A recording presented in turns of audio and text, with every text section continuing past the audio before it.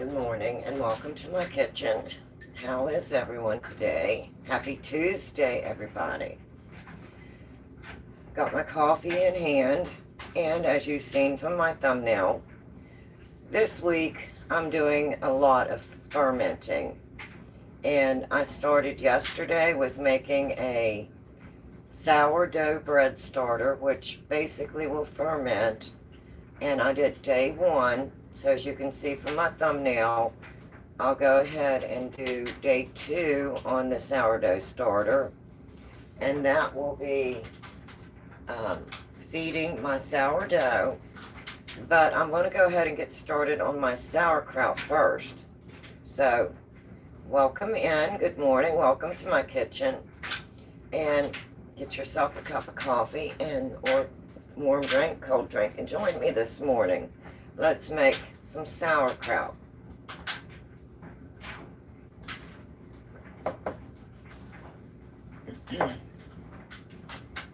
Okay, I'm going to move you a little bit closer here.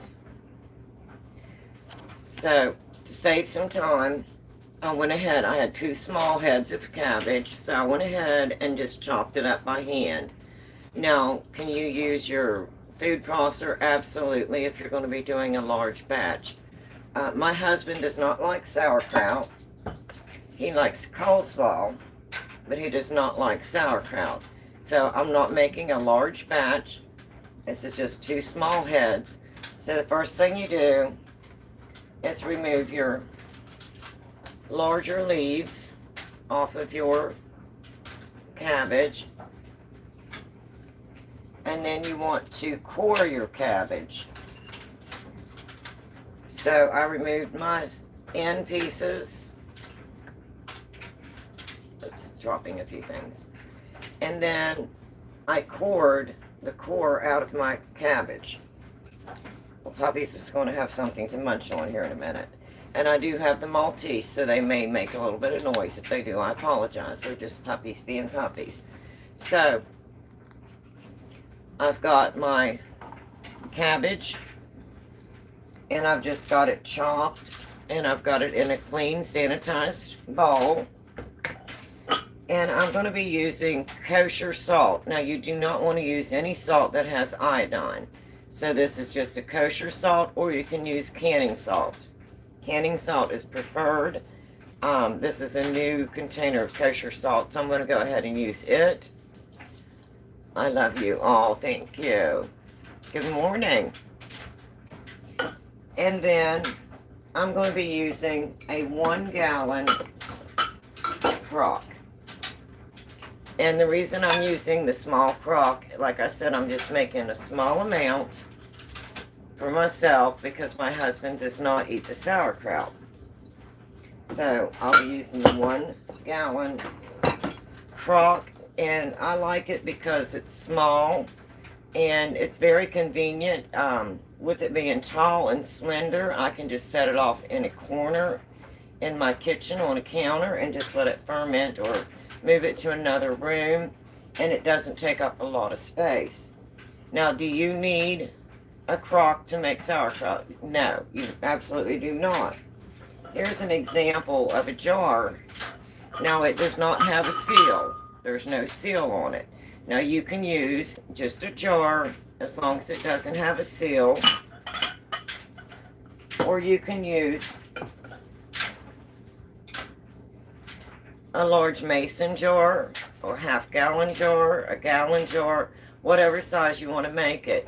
But when you're making it in this, you just have to make sure that you keep your cabbage submerged.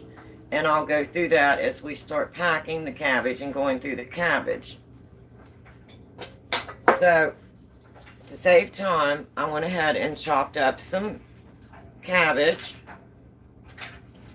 And I need this cabbage to soften and to sweat so it'll make water. You're so careful. Oh, well, thank you. So what I'm going to do is I'm going to add some salt to my cabbage so it'll start to moisten and sweat and get some liquid. So let me go ahead and I've got my spoons out because this is about a little over 3 pounds of cabbage. You need to weigh your cabbage. And my fermenting crock came with instructions, and it gives you your salt ratio to your pounds of cabbage. So for instance, I would need 1 tablespoon of salt to 1 pound of cabbage, or 2 tablespoons to 5 pounds of cabbage. Or if it's 1 pound of cabbage, it's 4.5 grams if you're using grams. If it's 2 tablespoons or 5 pounds of cabbage, it's 2 tablespoons or 2.2 grams. And then if you go up as high as 12 pounds of cabbage, it's 4 tablespoons and 5.4 grams. So mine does come with those instructions, so you know. Am I making salad? No, today I'm making sauerkraut, and we'll be fermenting it in a fermenting crock to turn my cabbage into sauerkraut. So I'm showing the process of fermenting. This week's all about fermenting. So I'm going to go ahead and put about 1 and maybe not quite 1.5 tablespoons of salt, because I have a little over 3 pounds of cabbage. So I'm going to go ahead and add that, and I just want to sprinkle that in on top. And your kosher salt is a little coarse, so I'm just going to sprinkle that in. Now you can do this by layers whenever you're putting it in your bowl if you want to. I don't have a very large batch, so I'm going to use a little less than 1.5 tablespoons of salt. It depends on how salty you want your cabbage. And since I went ahead and was cutting up some cabbage, my husband does like the coleslaw. And I did make a small baggie cut up, and I want to put this in the refrigerator and make him some coleslaw to go with his dinner. I'm making barbecued chicken, baked beans, macaroni salad, and I'll make him a little coleslaw to go with that.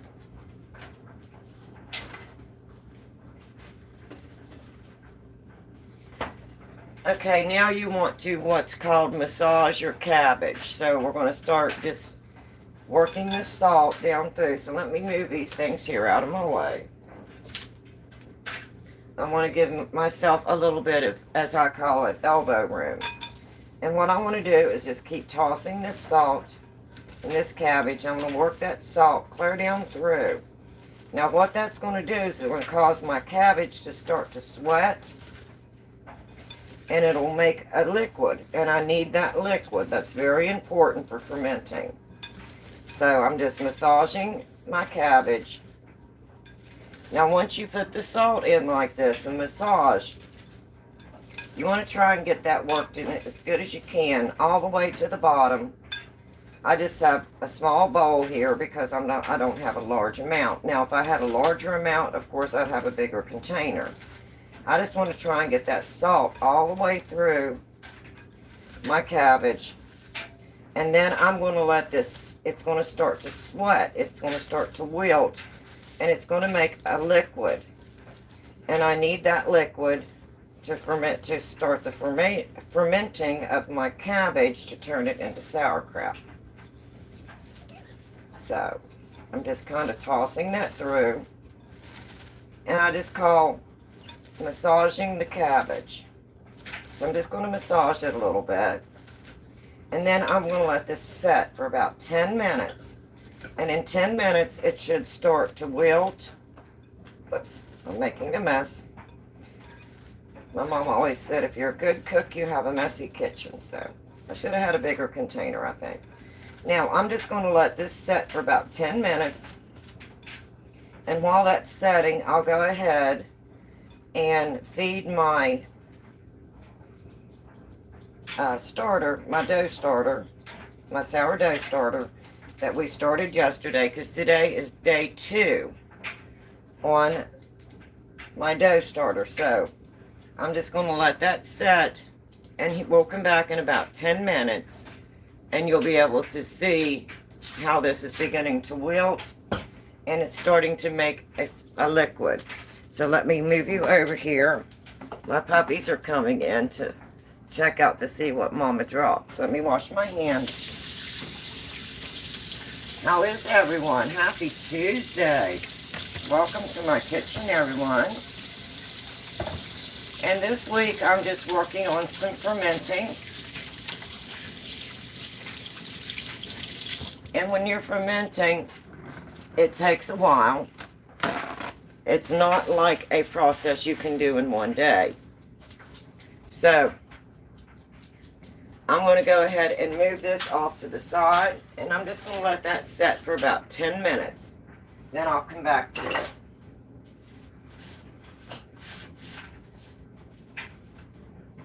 Now, as you can see, I've got this covered in a red towel. Now, if you go back to my live stream yesterday, I'm making a sourdough starter from scratch. So this is the beginning of a sourdough starter. So yesterday's live was making a sourdough starter.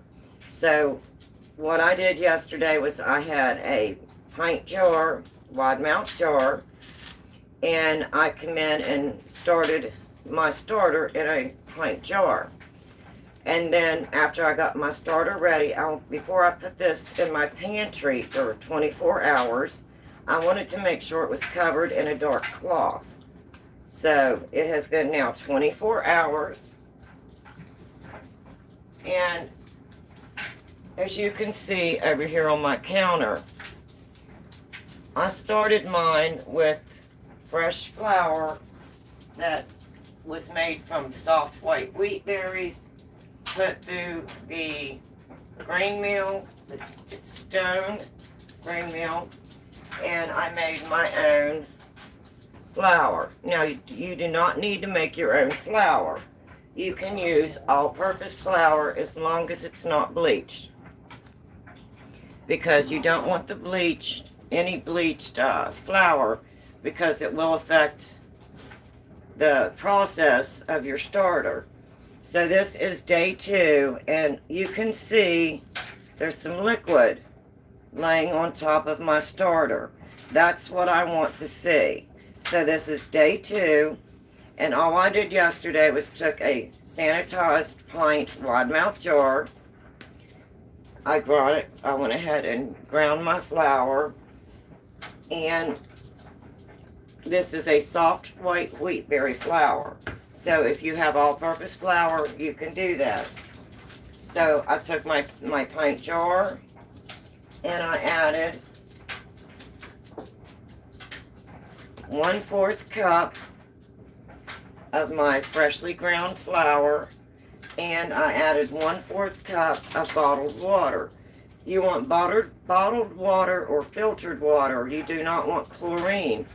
The same as your bleached flour. You don't want that bleach in your flour. You want an all-purpose non-bleached flour. And you want a water that has been filtered. It does not have chlorine, because that will affect making your starter dough. It's not good. You don't want either one of those things in your sourdough. So once I put the 1/4 cup of flour and the 1/4 cup of bottled water in, I stirred it very well. I covered it in a coffee filter, and I just placed a rubber band on my coffee filter. Then I covered it in my dark cloth, and I set it in the pantry. So today is day 2, and I'm taking you through the process of how to now feed your starter. So I'm going to uncover, which I did. I'm going to remove my filter and my rubber band.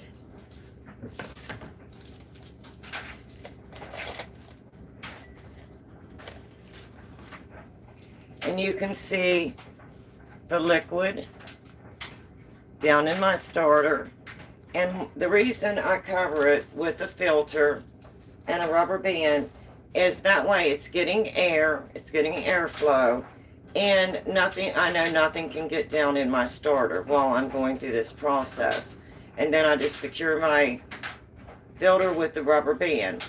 So this is my starter day 2, 24 hours later. It has liquid on the top. Let's see if I can get that low enough. Now what I'm going to do is just stir this up. And I'm just using a little spatula. And I want to stir this up. That's looking very good. It's doing what I want it to do. So on day 2, you've now taken your starter out of your pantry. You've uncovered it and you've stirred it. So that's day 2. And we're going to do the same thing we did yesterday. I'm going to add 1/4 cup. And it doesn't have to be precise. I'm going to add 1/4 cup of flour. And then I'm going to add 1/4 cup of bottled water.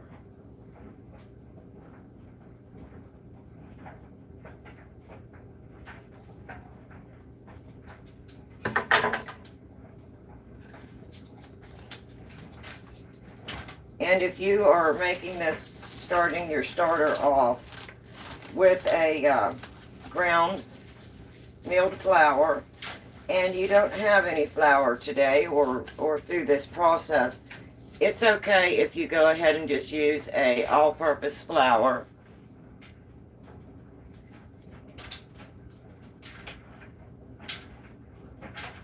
Okay, I was just trying to read a few comments there. You can go ahead and use all-purpose flour and it'll still turn out just fine as long as it's not bleached. So now I'm just going to give this a really good stir.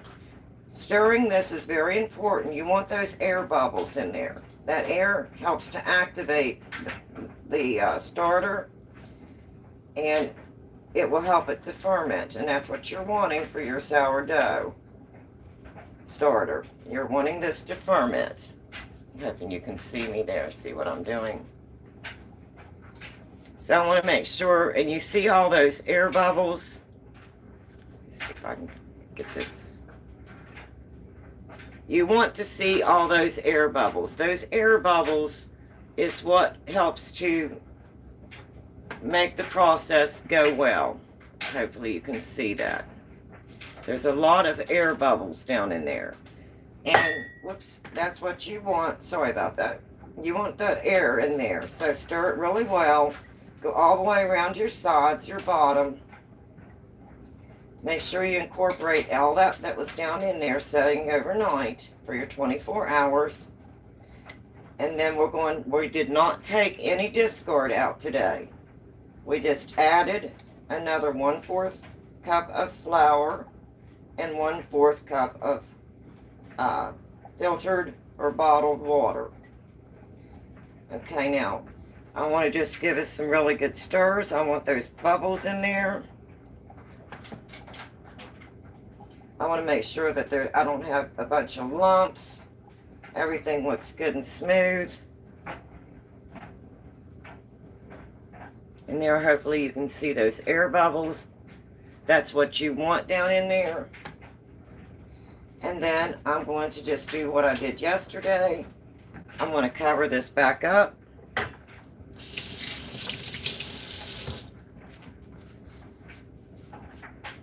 So I'm just going to put my filter back on. It's just a coffee filter. And then I'm going to put my rubber band back on.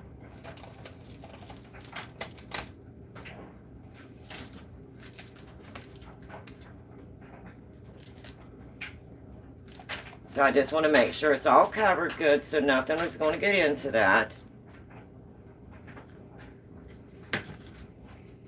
And then I'm going to get my dark cloth that I had yesterday.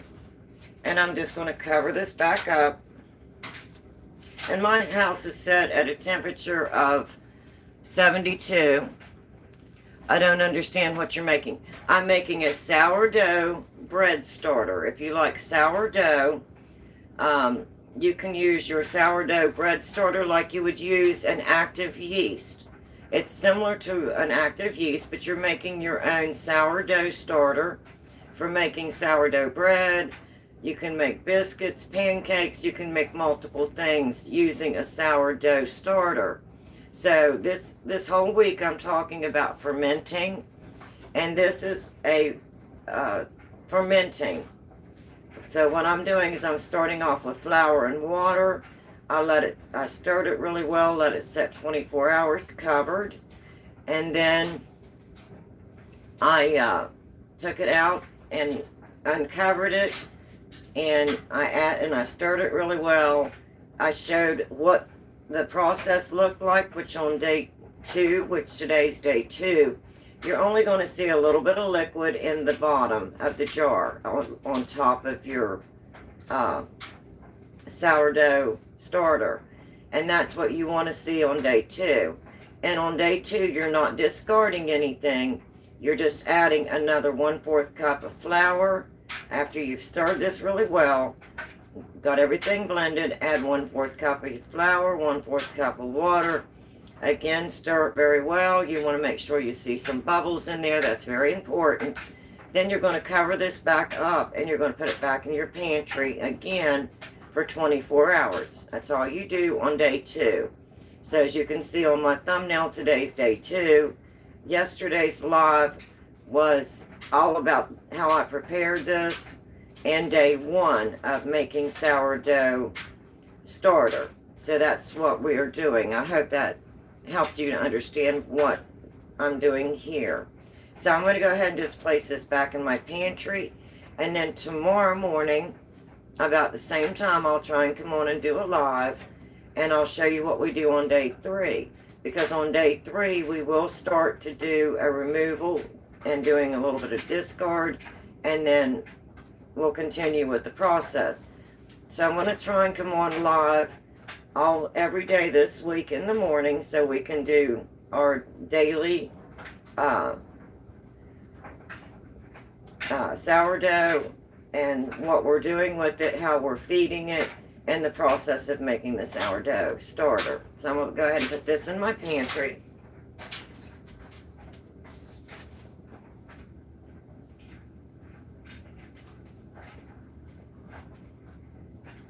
And my home is set at about 72 degrees.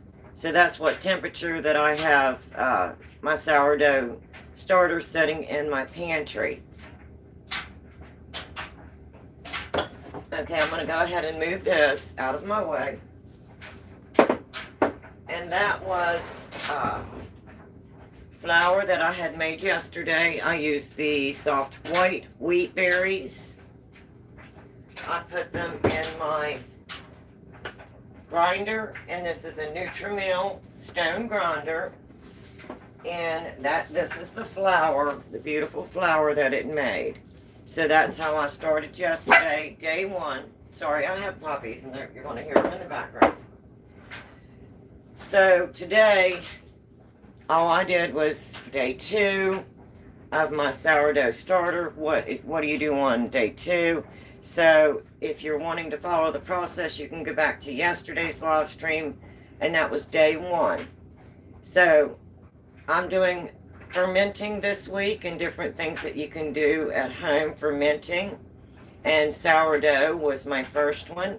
And then today I'm making sauerkraut. And I'm making it in the crock. And I went ahead and salted this. I went ahead and chopped it, and I salted it using, you don't want to use any salt with iodine. You can use canning salt or kosher salt. I'm using the kosher salt this morning. Sorry, I can't talk this morning. And I went ahead and just cut up my cabbage.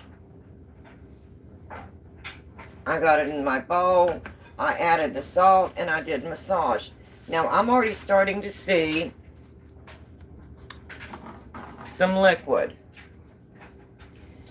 Adding that salt will help it to sweat. And you can see it's got some moisture on it. See my hands, how wet.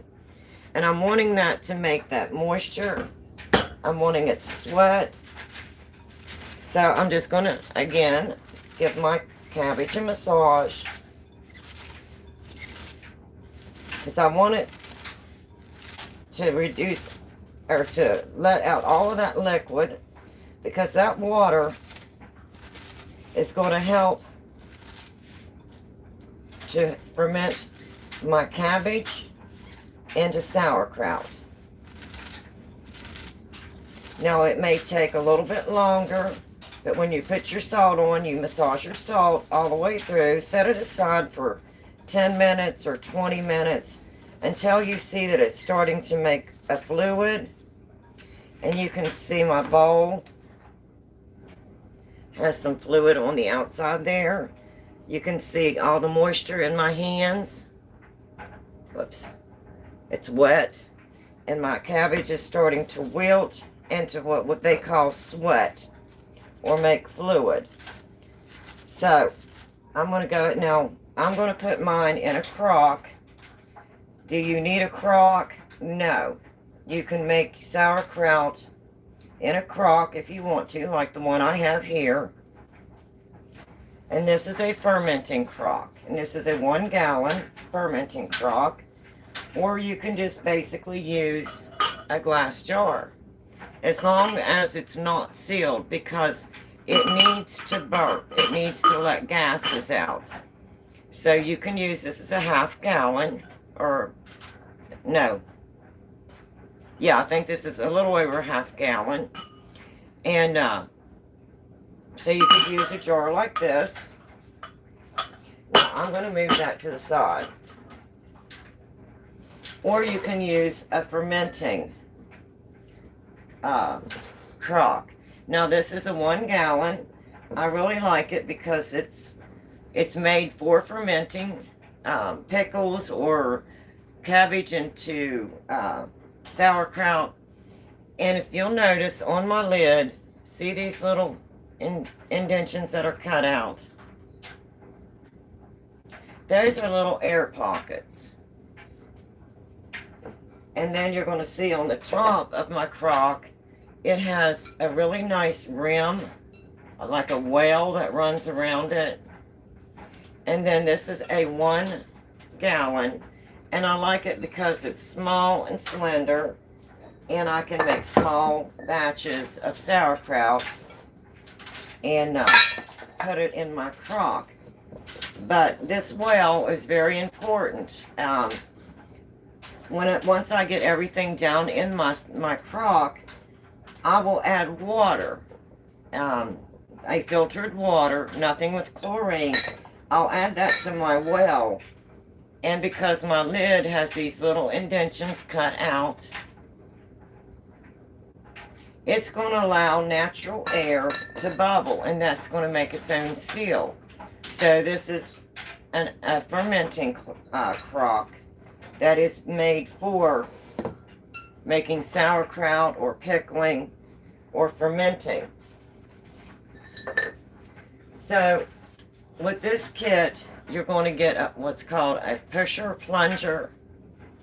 And when you put your sauerkraut in, you're going to be pushing your sauerkraut down because you have to press it down. So it does come with a really nice wooden plunger.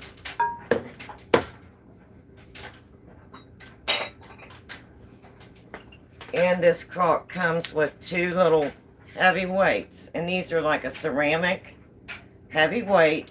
So once you get your cabbage down in, you want to make sure your cabbage is covered in liquid, because it needs to be covered in liquid. And you also have to weight it down to make sure that your cabbage stays under that liquid in order for it to ferment. So once I have my cabbage down in and I have my liquid in, I want to make sure that I put my stones in, and then if I need to, I'll add some more liquid to make sure that my stones are covered before I close my crock for fermenting. So that's the little kit. It comes with the fermenting crock, the wood plunger or puncher or whatever you want to call it, pounder, and it comes with the 2 ceramic weights. And this is the 1 pound crock, fermenting crock. And it comes with instructions for making sauerkraut. It gives you the ratio by weight of your cabbage and your salt, and explains step-by-step instructions on how to make your sauerkraut. So this is a very nice little kit. And I really like it. So now what I'm going to do is I'm going to go ahead and start putting some of my cabbage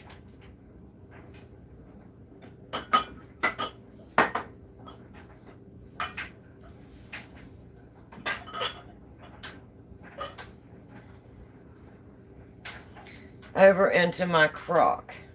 So I'm going to move this to the side. But before I do that, I want to try and get as much liquid out of this cabbage as I can. So I want to check it to see, is it wilting? How much fluid am I getting? Do I have any water, any fluid down there? So I'm going to try and get to the bottom. And I'm going to squeeze on my cabbage. And I'm going to see if I've got some liquid down there in the bottom. And if you have someone to help you with this, that's very nice, because it is a process. And I am seeing a good bit of liquid down in there. Not a whole lot on the bottom.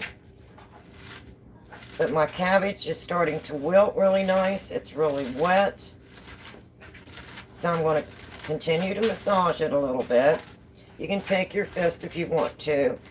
And you want to just press down. You want to try and get it to release as much of that liquid as you can. Now, if I let this set a little bit longer, it probably would have released the liquid faster. But I know that it is wilted. You can see how wet my hands are. They're very wet. So I'm going to go ahead and start putting my cabbage into my crock.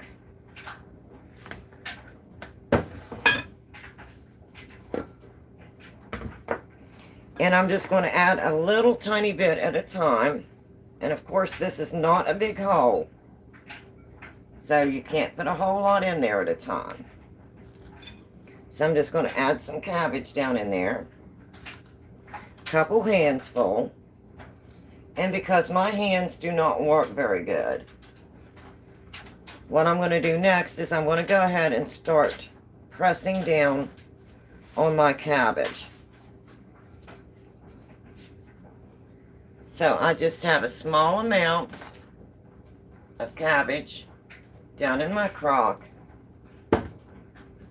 Now I'm going to take my pounder and I'm just going to go down into my jar and I'm just going to push down as hard as I can, and I'm going to be packing that cabbage down in there. And I'm using both hands because my hands just don't work the way they used to. But I'm going to try and press it in there as hard as I can. And as you can see, it's starting to let off some liquid. And I'm going to press that down in there and compact it as hard as I can. And then I'm going to do my next small layer. Now, if you have good young hands, you can do more at a time. My hands are just old, and they don't work like they used to. So I just put a little bit in at a time and press it down.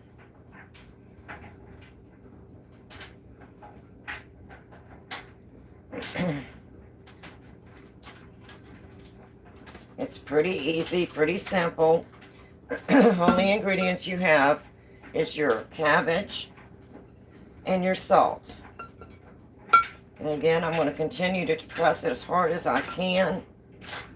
I want to get it all the way around. And I want to pack as hard as I can. Pack it down in there. And that helps it to release moisture and keep it from having a lot of like extra air bubbles. It helps it to do the natural fermenting. So each time I'm packing it tight again, you're probably seeing some fluid in there, a little bit of liquid.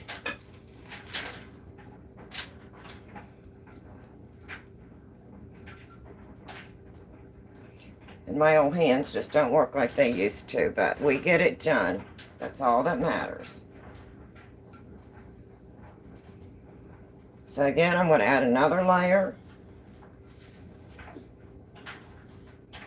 And I'm just going to repeat the process. I'm going to continue to push it down.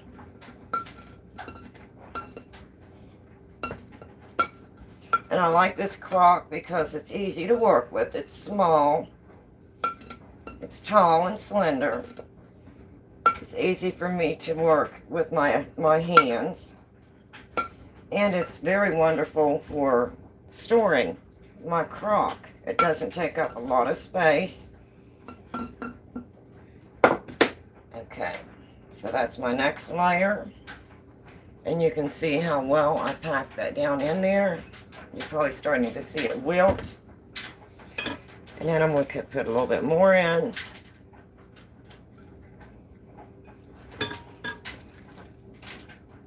And this makes absolutely delicious sauerkraut.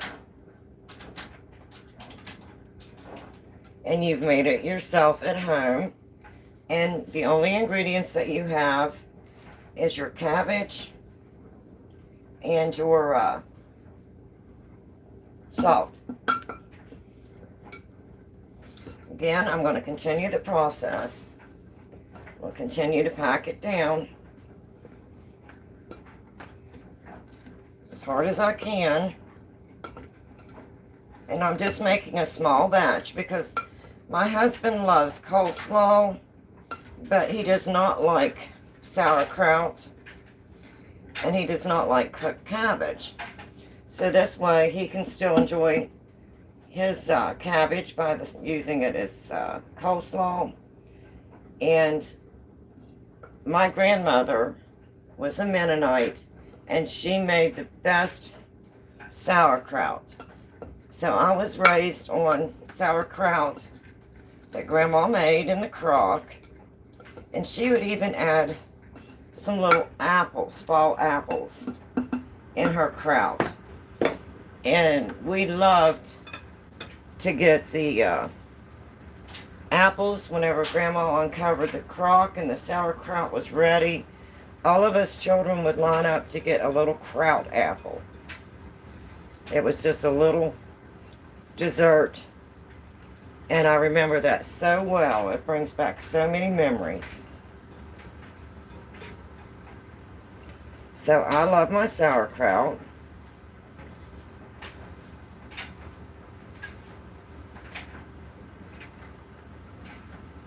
So this way I don't have a large batch because it's only myself and my husband. And since he doesn't eat the sauerkraut, I'm not wasting. Now, if I want to can it, of course, I'll make a larger batch.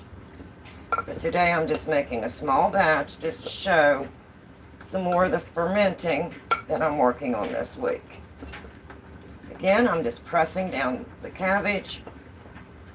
It's getting very soft. And I'm starting to see some liquid.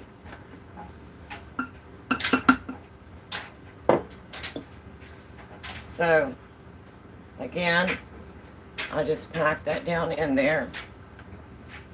Now here is the juices in my bowl that my cabbage made from the salt.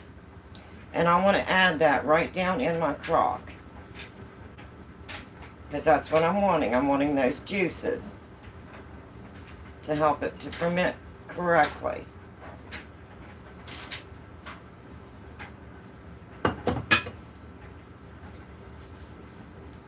Now I'm going to go ahead and press it down again as hard as I can.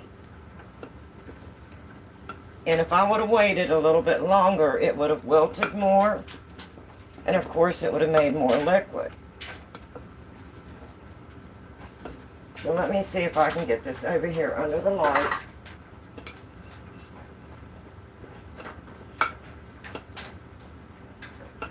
Okay, when I'm pressing down, I'm starting to see some good liquid in there.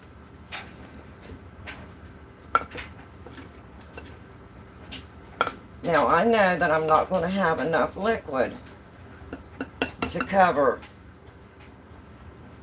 all of my stone, or my weights, my ceramic weights. So let me see if I can bring you closer, bring you down. I don't think it'll come down any farther, but hopefully you can see that. So what I'm going to do is I'm going to go ahead and add my weights. And I just have 2 ceramic weights.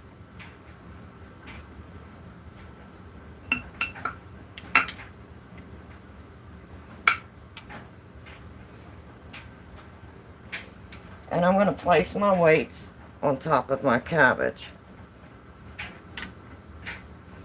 And I'm going to press them down.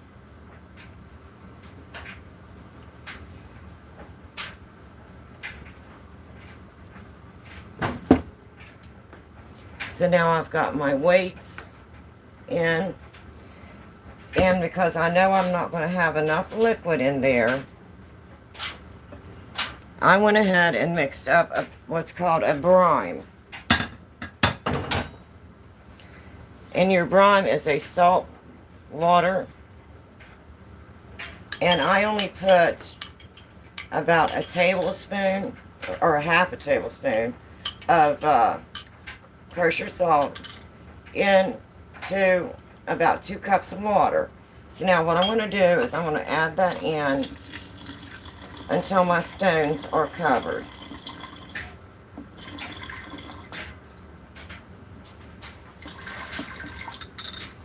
And I'm going to take you down off of here so you can see.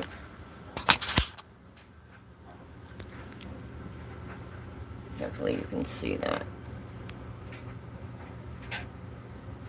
So all I did was just put some water in there, and then I added my stones. Sorry for my hands on the camera. I'm a little messy, but it'll be all right.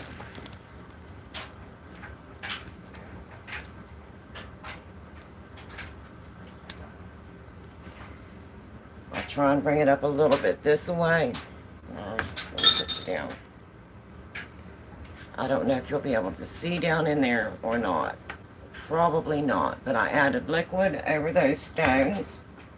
And then anything that I have up above in my crock, I want to try and just take my hand and go around and knock that down in there.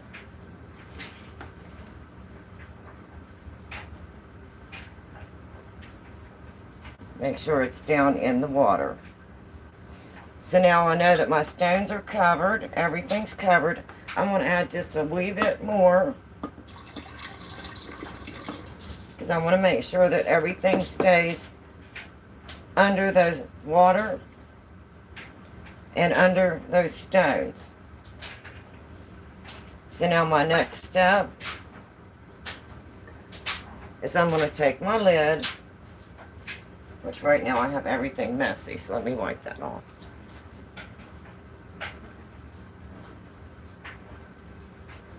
I'm going to wipe my lid. I'm going to take a clean towel, paper towel, and I'm just going to wipe it around just to make sure I don't have anything in my rim, in my moat, because I'm making a moat. Then I'm going to set my lid on my crock, and then I'm going to take bottled water or filtered water, nothing with chlorine. And I'm just going to go, I got a little bit of something there. I'm just going to go around my moat, and I'm going to add a little bit of water.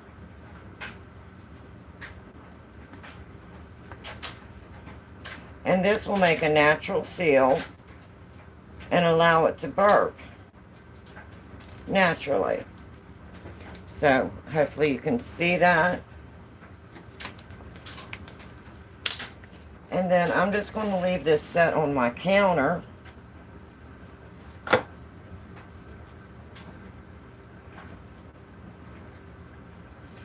let it ferment, do its fermentation, and it will turn into sauerkraut. So you can see there, whenever I moved it, there was a little bit of air. Hopefully you can see that water. And then I'll just move that over to a corner of my counter. And I'm just going to let that set. And it'll naturally do its fermenting. And it will turn my cabbage into sauerkraut. So that is the making sauerkraut using a fermenting crock, and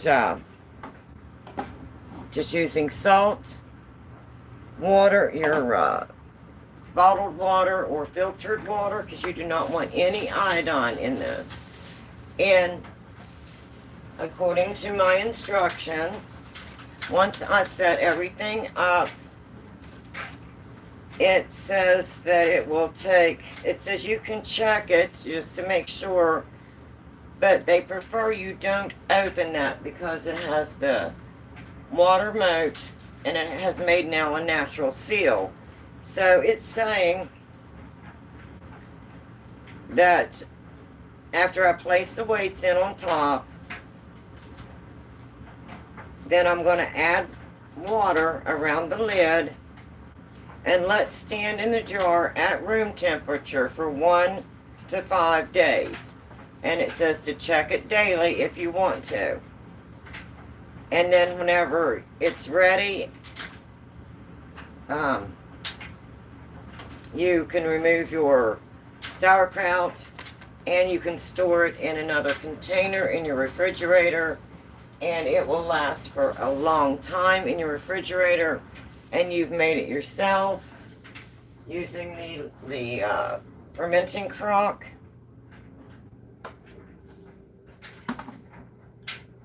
And it is absolutely amazing. This is a small 1 gallon. I like it because it's tall. I can pick it up, move it if I need to with ease, because I have a hard time with my hands. And it makes it easy storage. I can store this very well in a corner of one of my counters, or if I want to just take it and set it in another room, I can do that.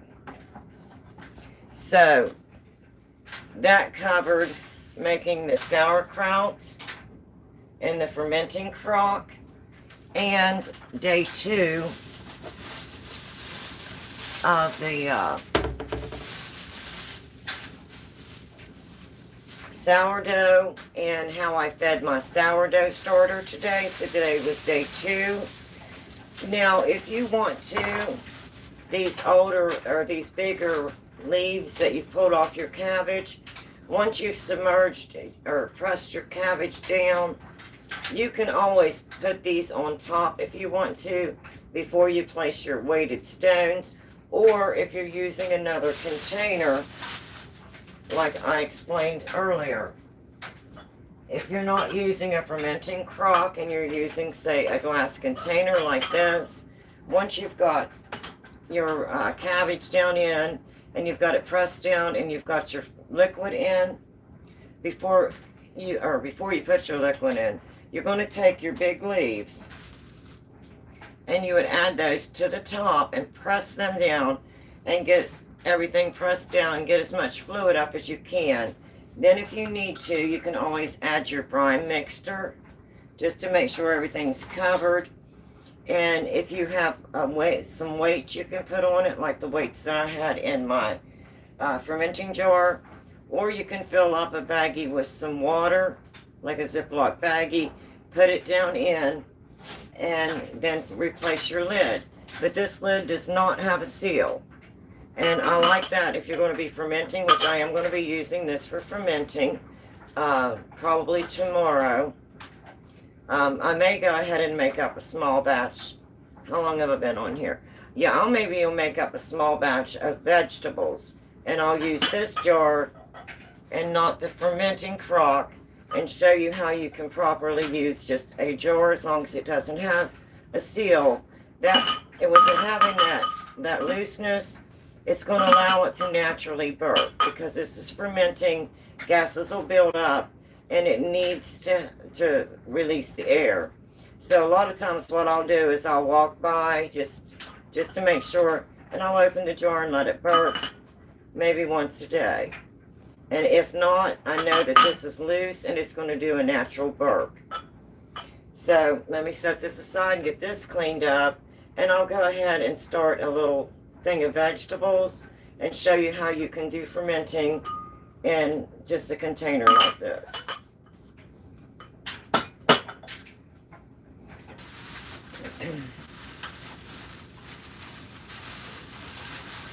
So I hope that was informative. I hope that wasn't too boring. And of course, if I would have allowed my cabbage to set longer after I salted it, it would have sweat more or made more liquid. And then again, I do not have the hand strength that I used to when I'm pressing down in my crock. So just to make sure I'm pressing it as hard as I can, I'm placing my stones, but I'm also adding some brine, which is, I had around 2 cups of water and about a teaspoon and a half of salt, kosher salt. Now you can use canning salt. They prefer you use canning salt, but no iodized salt. Okay, I'm going to set that to the side.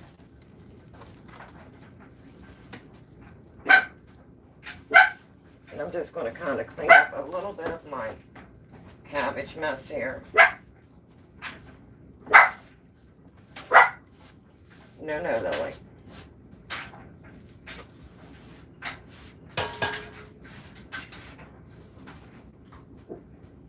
And then I'm just going to flip my little board over.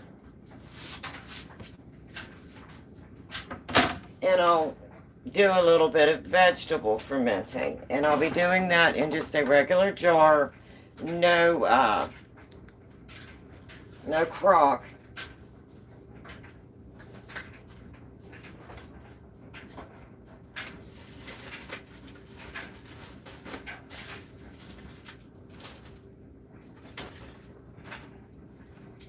And I'll do a couple small zucchinis. I've got some organic rosemary.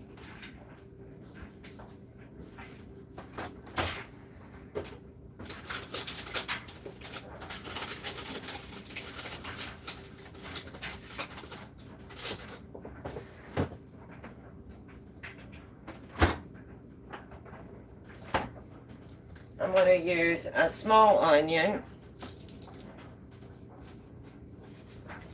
and some garlic.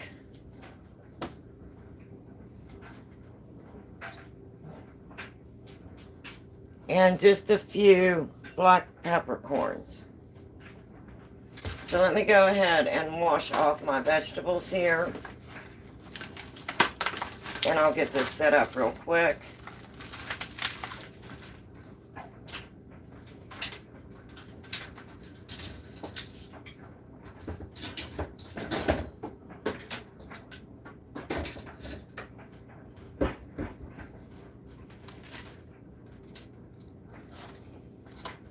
I'm going to wash off the zucchini. And this came from Walmart yesterday. They're not very big.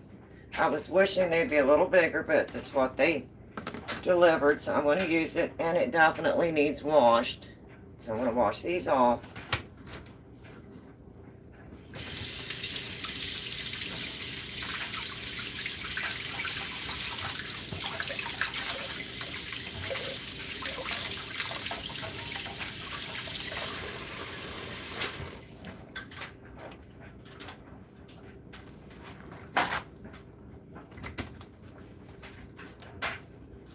And then I'm going to go ahead and wash off my rosemary. And this is just fresh, organic rosemary.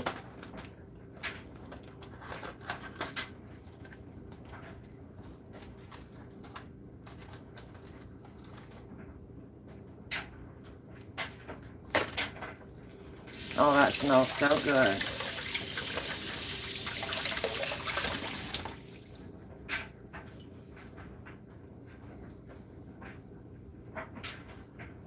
pretty? That smells good. I love the smell of rosemary. And then I'm going to go ahead and get an onion ready.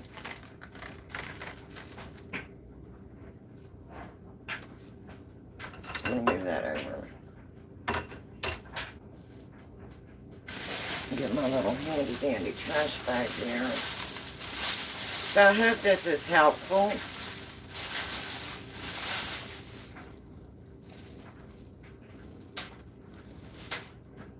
Love this. I had no clue how sauerkraut was made. Oh, yes, it's very simple, very easy, and it only has a few ingredients. So now I'm going to go ahead and just clean my onion up here.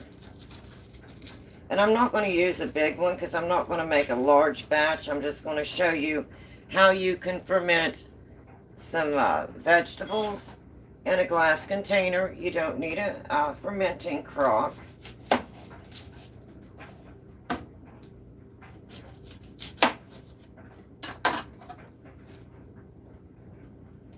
And I'm not using a whole lot because I do not have a large family.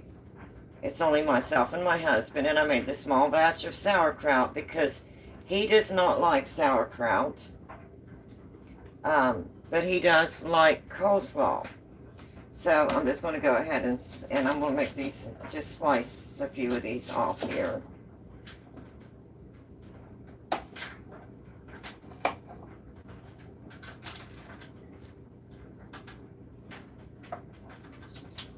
And don't try this at home. Don't cut into your hand.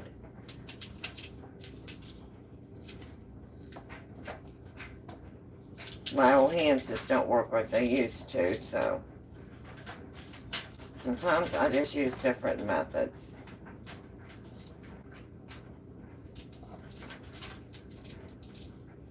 So I just want to get some ringlets. I don't want to chop them. I'll chop them in half. But I don't want to chop these up.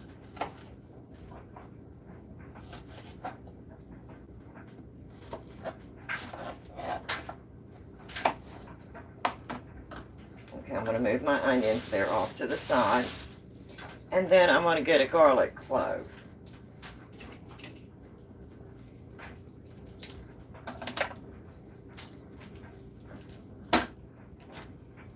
That's pretty good size, but I'm just going to be using a small amount.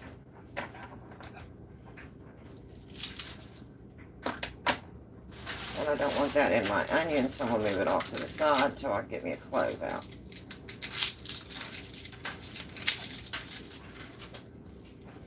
And I don't want a whole lot of garlic because this is a small batch. So I'm just going to get one clove of garlic, and I'm just going to lay the rest of that off to the side.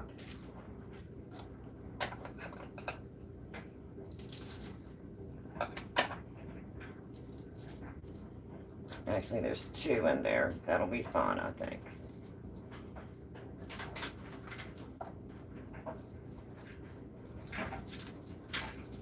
But this is a nice, easy, quick way to ferment and to preserve, because this is the way that it was done in the old times when they didn't have ways to preserve their food. They had availability to salt and to water. So they would use the fermenting method to preserve their foods.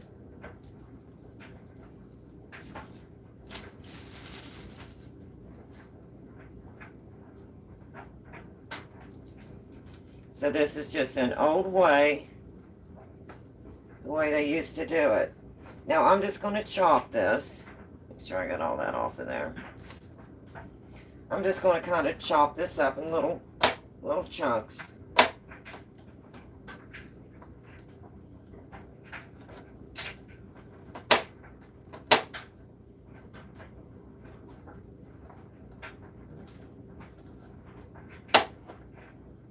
About like so.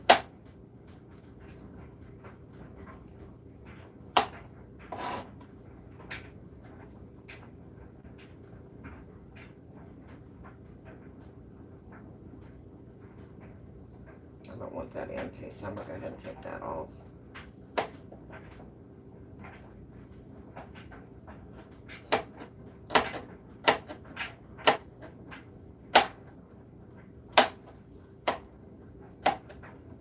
Okay, so now I have a few chunks of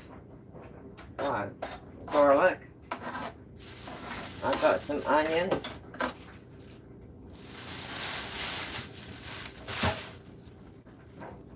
Hopefully you can see that okay. Maybe a little bit closer there, cut you down. So I'm just going to set those off to the side. And then I'm just going to chop up a few of these zucchinis. And if it has any bad spots like that, I'm going to go ahead and just cut those out. I don't want that in my fermenting.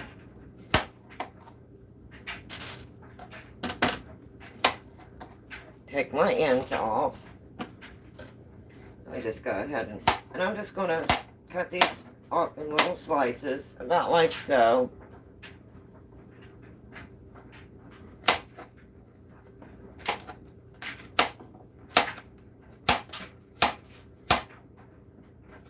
They don't have to be exact.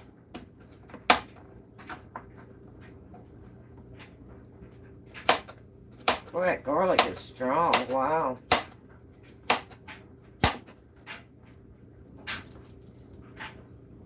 So just pieces about like so. See if I can make just a little bit more room here for my next one.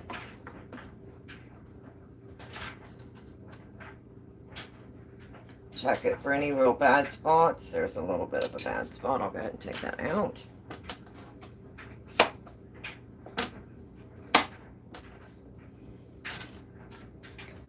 And then I'll just slice this one same way.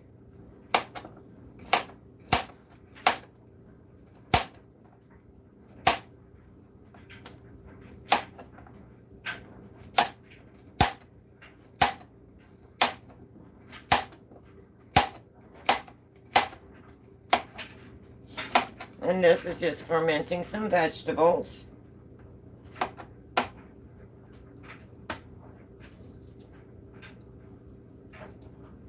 So I just have a couple small zucchini, some onions, some garlic, and a little bit of rosemary. And this is going to be fermenting just in a jar, not in a fermenting crock. So I'm going to go ahead and move these over a little bit so I can set my jar there. I don't need a whole lot of room. And I'm just going to be using a glass jar with a lid with no seal.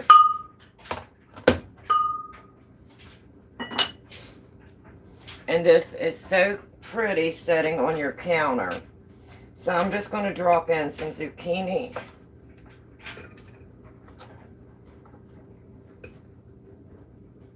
Of course, I could have used a smaller jar or more zucchini, but this is just an example. And then I'm just going to put in some onions, just a little layer.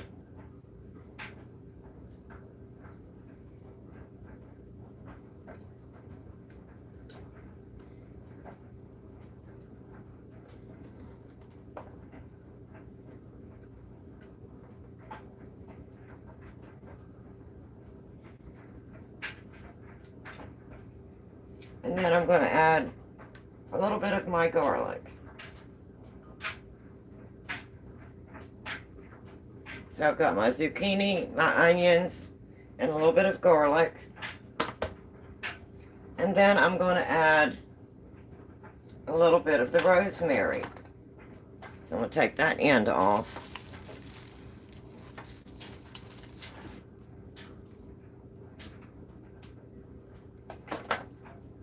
And I'm just going to lay a rosemary down in there. One on each side.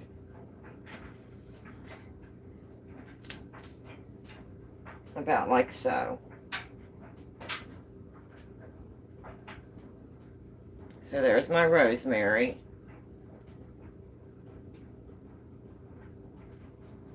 And then I'm going to make the next layer. I'm just going to add some more zucchinis.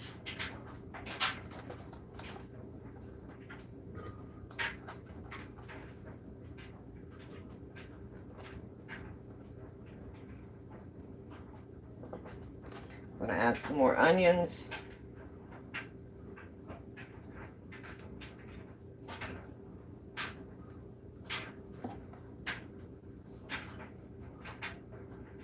And this whole week I'm working on some different ways of fermenting. I'm going to add some garlic, a couple little chunks of garlic in there. And then I'm going to add a little bit more rosemary.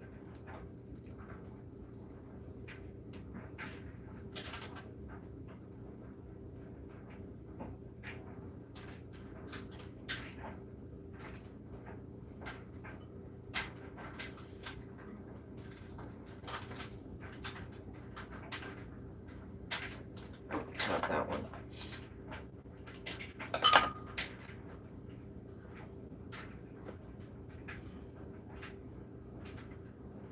I'll just place that one in the bottom. Then I'm going to add the rest of my zucchini.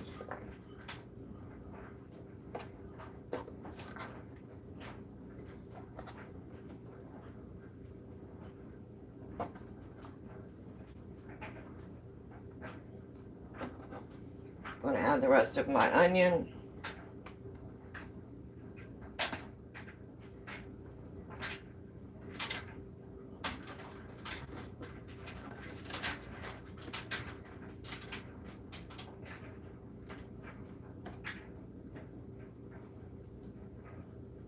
And this is the way they used to preserve food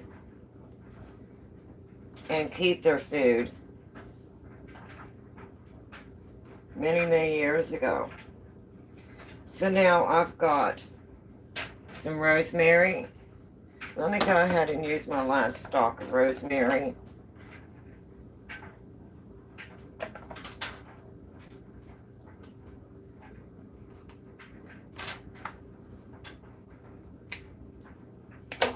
And I'm just going to put that down in there.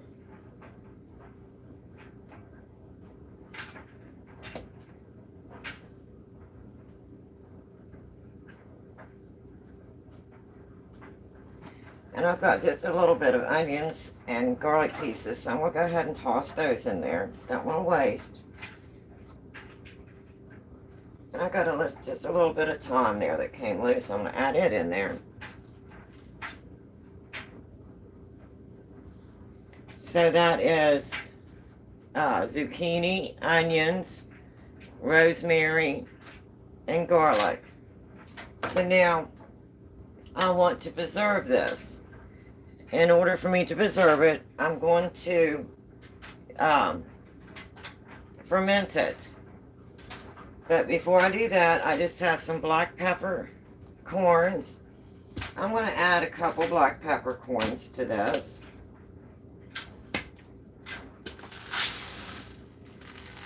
Not a whole lot, but just a few.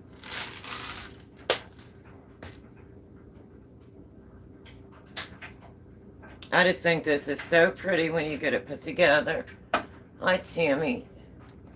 Hope you've been well. What are you doing today?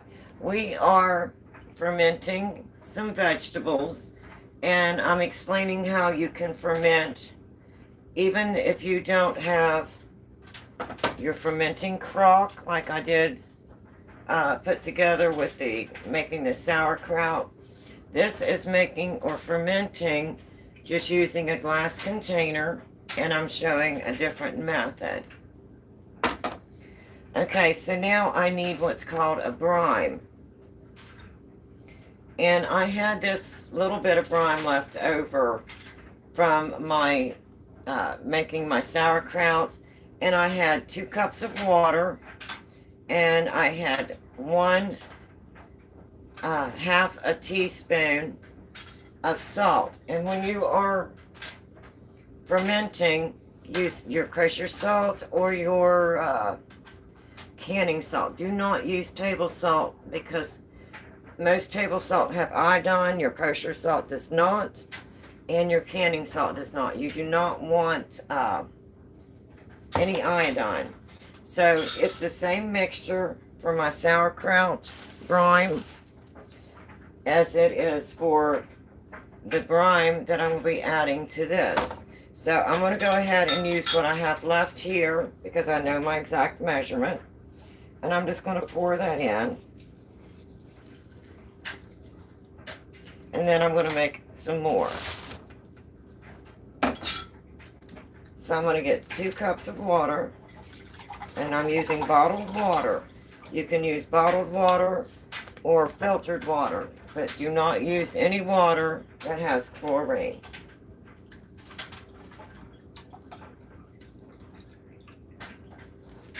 And I know what taste I'm wanting. So when I'm adding the salt to the salt mixture, I'm checking the taste. What does it taste like? So I'm going to go ahead and add a teaspoon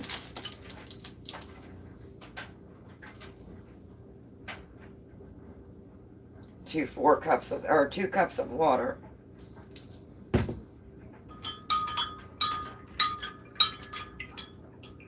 Because that is the salt tendency that I want. Oh man, that looks amazing. I bet it's delicious. It is absolutely delicious. And this is a way of preserving, and this is an old way of preserving, and this is called fermenting. So that's basically what I'm doing. But you can add in your, when you're making your brine, your salt mixture, what I'll do is I'll taste it. And I know what taste I'm wanting when I'm fermenting. I don't want too much salt, but you do have to have the correct ratio. So I start with the correct ratio first, and then I'll add a little bit more if I feel that it needs a little bit more salt. So I'll taste it. And that's quite salty, so I'm not going to add any more. So now I'm going to add that brine to my jar.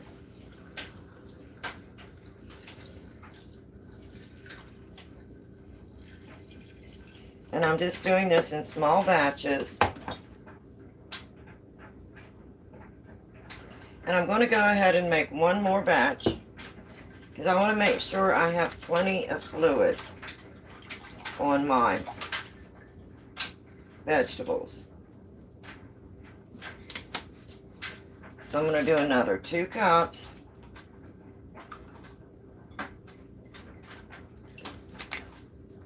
And then I'm going to do another 1/2 teaspoon of the kosher salt. I just cannot get it out this morning. And then I'm going to stir that up. Again, if you want it a little more salty, you can make it a little bit more salty. It's your brine. You're the one that's preserving it. And look how pretty that's going to be setting out and fermenting on the counter or the island.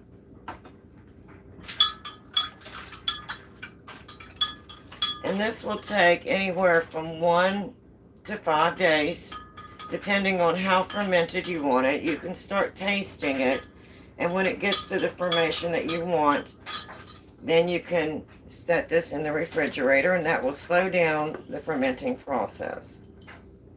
Okay. Now I've got plenty of water in there. So this is just my zucchini, onions, garlic, rosemary, a few peppercorns, and my brine. So now how I need to make sure, because I'm fermenting this, all of this needs to be kept down in the solution, in the liquid. So how am I going to do that? There's a very fast, easy, simple way.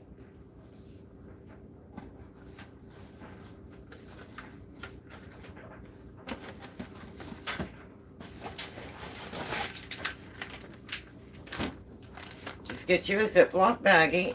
You may not need one this big, but I'm just going to go ahead and show you a gallon. And we're going to fill this with water.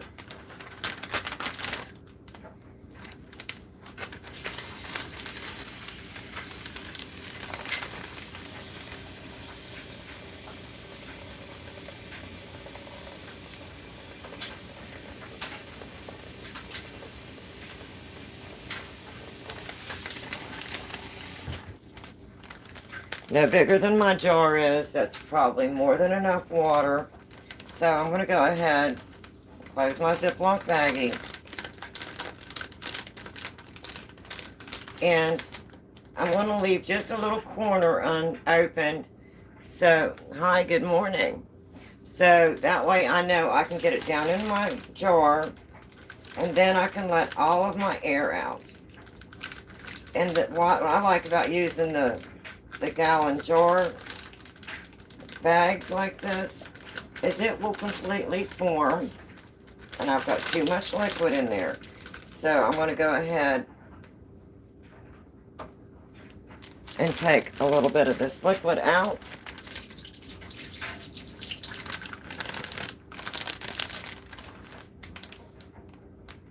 And I'm going to try it again because I don't want to overflow my jar. And I'm going to need room for it to ferment, to do the fermentation. And I really don't need that much.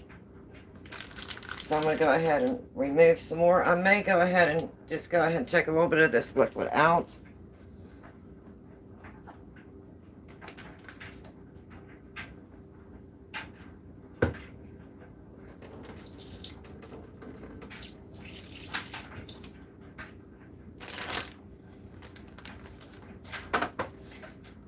And then I'm going to try it again. And I want to make sure I have plenty of room for this to come up. I still would like to have a little bit less, or a little bit more room, because that is going to rise.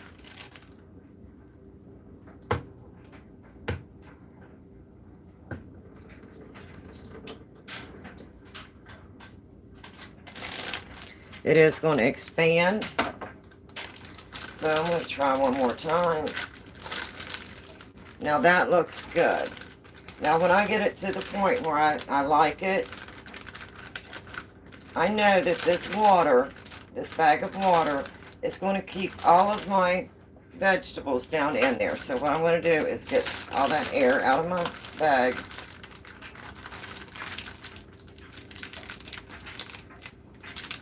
And my bag is going to form a tight seal over top of my vegetables.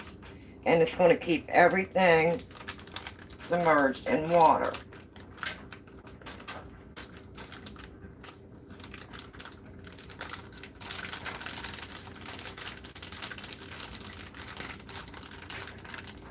And then I'm going to put my lid on my jar. I probably needed a smaller bag. But I want to leave enough room for expansion. So it wouldn't hurt for me to even take a little more water out of here, so that I don't have it expanding beyond what it should.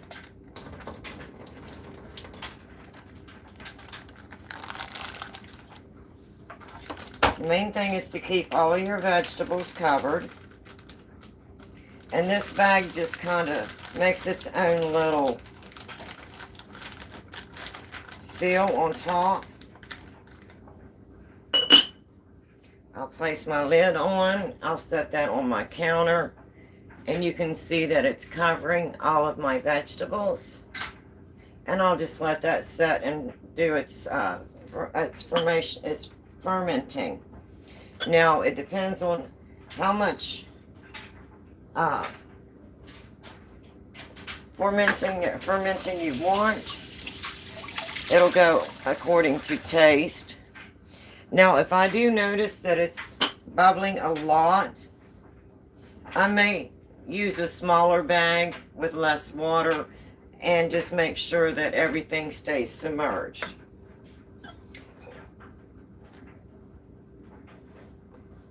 So that is another way that you can preserve vegetables. And I'm just going to let that sit out on my counter, on my island. And then in about 5 to 7 days, I'll go through and check it. And see if it's fermented as much as I want it to. And if it is, at that point, I'll go ahead and remove my bag. And I will move this container to the refrigerator. And I will have fresh fermented vegetables that I can just go in and take them out and just eat them as they are, add them to a salad, whatever I would like to do with them. So that is another way of preserving food and doing it in a manner that is safe. It's not going to make you sick. It's not going to make your family sick. And that's what we need to think about first. We need to think about safety first. We need to follow the proper guidelines. When you're fermenting, follow the proper brine mixture ratio, salt to water, and make sure the container that you're using is the proper size that you're going to need. Make sure you have some way of keeping your vegetables or whatever you are fermenting. Make sure that they stay down. Use something like a bag, this Ziploc freezer bag with water as a weight, and it will just kind of form itself all the way around this jar and make a nice little seal, and it just seals everything. That's what I like about using the gallon jars, gallon freezer bags. So anyway, that's 2 things that I covered today. I covered making the sauerkraut using the fermenting crock and the process that I went through. And this is a 1 gallon fermenting crock, and it does have the little moat that goes around the outside of the lid, the rim, and I just added water into the rim and placed my lid on. This lid has natural cut grooves in it, so that'll allow proper airflow and fermenting. And once I put this on my counter, I can just set it over in a corner, or I can set it in another room. And my home stays about 72. In about 5 to 7 days, I'll go check it. That's what my instructions are saying for this crock. And I like this because it does give you the correct ratio for your brine and for fermenting according to weight for your sauerkraut, so you know that your ratio of salt and water and your brine is correct, so that it will go through the proper fermenting stages and that it will be safe. And in about 5 to 7 days, I'll go check it. I'll taste it. And if it's where I think I like it, then I'll go ahead and remove it from the crock into pint or quart jars. And I'll go ahead and put it in my refrigerator. And anytime I want sauerkraut, I'll just go in and take out my jar. And I have sauerkraut that I've made myself. I followed the correct guidelines. I know that it's safe. And then the other thing that I did was fermenting some vegetables, showing that you can use regular glass containers. This glass container does not have a seal, so it can naturally burp, even though it doesn't have a seal, and can naturally burp. With it being on my counter or on my island, as I walk through during the day, maybe once a day, I may raise the lid, just allow it to burp, and then just set the lid back on. And within 5 to 7 days, I'll have beautiful fermented vegetables. as well as some fresh homemade sauerkraut. And then at the beginning of the live stream today, today was day 2 for making the sourdough starter. Yesterday was day 1. I did the live stream on how to make the starter, and I started off yesterday with taking some soft white wheat berries. I used my meal, my Nutri-Meal, and then I ground my soft white berries into flour, and that's how I started my sourdough yesterday. Now, you do not need an expensive meal like this or wheat berries to make your own flour to start a sourdough starter. You can use all-purpose flour as long as it's unbleached. You don't want anything bleached, and you also do not want any chlorine water when you're using your water. You want, again, bottled water or filtered water, because the bleach in the flour can cause this not to do what it should do through your proper fermenting to make your sourdough bread starter. The same thing with chlorine and water. That can affect your sourdough starter as well. So you want all-purpose flour, unbleached, if you don't have a meal and access to doing your own flour, milling your own flour. And I did use the white soft wheat berries yesterday because I'm going to be making banana bread.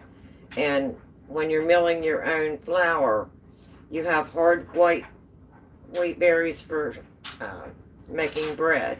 Your hard berries are for bread making. Your soft white wheat berries would be for making quick breads like banana bread, zucchini bread, for making cakes or desserts. But your hard berries is for making bread. So since I was going to be making banana bread, I went ahead and used this.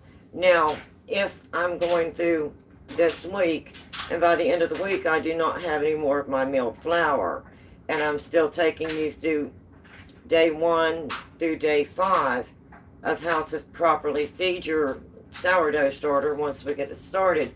If I run out of this flour, do I need to mill more? No. I can just go ahead and add all-purpose flour as long as I know that it's unbleached. So it doesn't have to be, because I started it with milled flour, it does not have to be continued through it.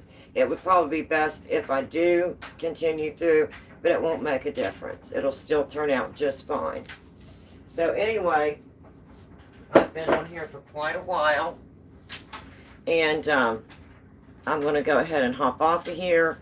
So hopefully that was informative, giving you some ideas on how to properly ferment. And I have little pieces of cabbage on the floor. To properly ferment, to do it safely. I'm going to put this on my island, and it's just going to sit there and look pretty for 1 to 5 days, 7 days. And then the same with my sauerkraut. It's in my cute little crock. It's kind of decorative. I can just put it on my countertop or on my island and just leave it set there. Or I can move it to another room as long as it stays about the same temperature. And my home's 72 degrees. So, but anyway, I hope that was informative. We covered the day 2 of feeding the sourdough that we started yesterday, if you were on my live stream yesterday. And then today we made sauerkraut in the crock, and we fermented some beautiful vegetables in a glass jar, showing another method of fermenting. If you do not have a crock, you know, there's other things that you can use and ferment your vegetables. And this week is all about fermenting. So, making my sourdough is fermenting. making my sauerkraut, it will be fermenting. And then making these vegetables today, these will also be fermenting. So this is 3 different methods of fermenting, and this is my week of just fermenting. So I hope that was informative. I hope that wasn't too boring. Now tomorrow I'll do day 3 on my sourdough bread, because on day 3 is the first day that we'll start to remove some discard from our sourdough starter that we started on day 1 yesterday on my live stream. Today was day 2, feeding my sourdough starter. Tomorrow is day 3. So I'll come on tomorrow, because about every 24 hours, I'm going to be feeding it, showing you what to do next. Up to about day 5, it should be ready to go into the refrigerator. So I'm going to try and keep up with that each day.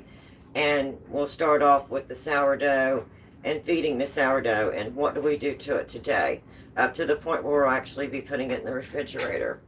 So I hope that was interesting. I'm hoping this will encourage you to come in your kitchen and try new things, learn new things, learn how to make your own sauerkraut, learn to ferment. Enjoy your kitchen. You're never too old or too young to learn new things. And these are old ways that were done many, many years ago to properly preserve food, and it was safe.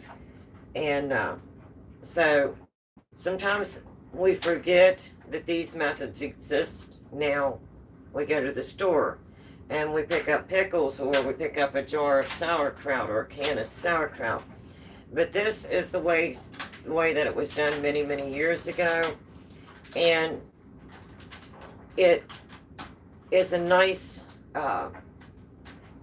skill to have, because if you are somewhere and you have extra vegetables and you don't want them to go to waste, say like with me, I camp a lot, I could just dice everything up, put it in my jar, and let it ferment, and I don't have anything going to waste. So enjoy your kitchen, learn new things, and never be afraid to try new things. It's your kitchen. Have fun in your kitchen. Try, new experiments. Make sure you follow the proper guidelines. Last week I did some home canning of pork and going by the USDA guidelines. So make sure whatever you're doing, make sure that you do your research first. Make sure that you're fermenting using the correct ratio of salt and water for your brine substances you're going to be putting, your liquid you're going to be putting over either your sauerkraut or whatever you are fermenting. So make sure you do your research. There's plenty of videos on YouTube about fermenting and the proper use of brine and the proper ratio to mix up your brine of salt and water. So this is a very good skill to have, and it's something that I think we should continue and continue to pass it on, because you never know whenever you may want to ferment something, and you have the knowledge, and the skill, and it's going to come natural. So anyway, I have been on here over an hour and a half, and I do have my bad leg and foot, so I'm trying to keep short segments, but I'm hoping that covered quite a bit today. And we got the sauerkraut done.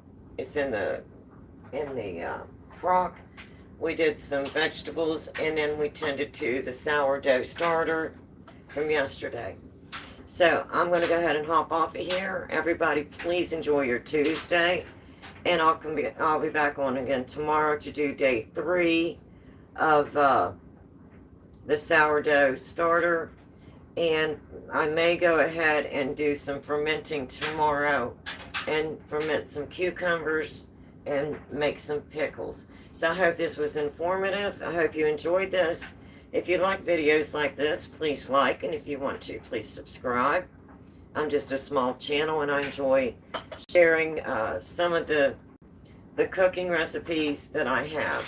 So until next time, bye-bye everyone. Enjoy your Tuesday. It's supposed to be 61 degrees here today. So bye-bye, and I will see everybody tomorrow. And have a wonderful afternoon. Bye-bye everybody. See you later.